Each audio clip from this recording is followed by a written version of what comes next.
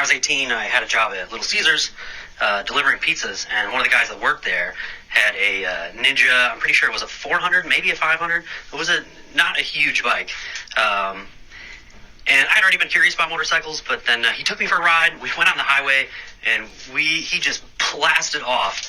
And he must have been going maybe around 110, 115, but man, after that ride, I was like, I gotta get me one of these. I didn't really fall in love with motorcycles until my husband went to buy a new motorcycle and realized his license had expired, so I bought it.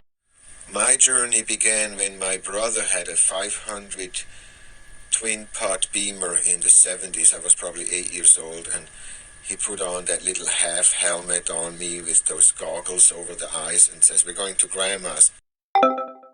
Last night was night one of Travis Scott's hip-hop music festival, Astroworld, taking place in Houston. The evening ended with a reported death toll of at least 8 people, with hundreds having been injured in what they are calling a crowd surge and trampling incident.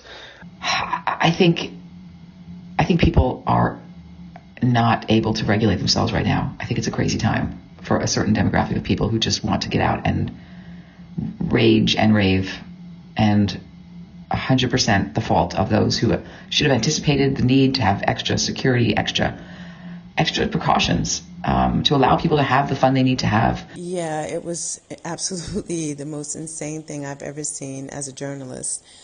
We actually covered the story last night. And the first video that I saw were like kids literally running through the metal detectors. Like they weren't even organized enough to have people walk through the metal detectors. They were just running, jumping over tables, knocking stuff over. So it started out extremely chaotic, and then it ended the way that it ended. I want to ask you all a question today, and it's about exes. So are you in touch with your exes? Do you have a friendship, a relationship with your ex? Do you not have a friendship or relationship at all? Sometimes I tend to think when something ends, it ends, and it could be like an unhealthy connection if we stay connected. Or sometimes when things end with people, there's this instinctual thing that some have to try to automatically roll it into a friendship, which I always say we're not friends. I mean, we're lovers, so we're not just automatically friends. We just know each other. We have this level of intimacy, which may or may not be comfortable.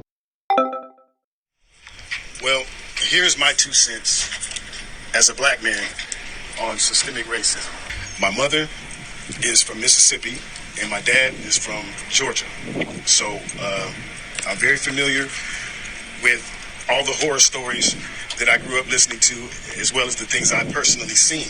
From my view, inequality is not an accident. It is an orchestrated robbery of access and opportunity by those in positions of power who are interested in maintaining that power over honoring divine human dignity above all else. This is a reply to my reply, because in my reply I referred to the thing that happened in Minneapolis, and that's not how I want to refer to it. It was the murder of George Floyd by a Minneapolis police officer, and I want to call it that because I think it's important that I call it that. I don't ever want to forget what happened to George Floyd, so I need to say that. And when are people just going to get it? When are people going to stop hating and fearing and angering?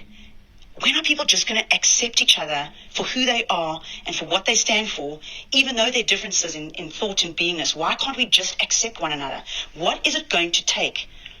I always believed that what made us special was the mix of people and cultures and the melting pot. That's what made us special. Are you curious? Are you really curious? Or are you just trying to be curious because it's a good thing to put in front of the conversation that you're curious about somebody or curious about how they're thinking?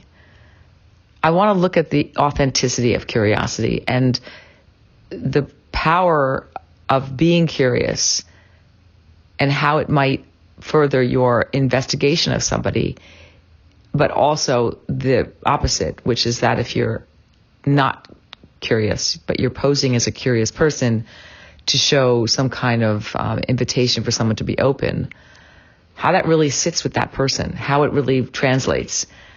Curiosity for me is instinctive. If I were to think about it in the way that you're speaking, it would mess my head up. It wouldn't come out right.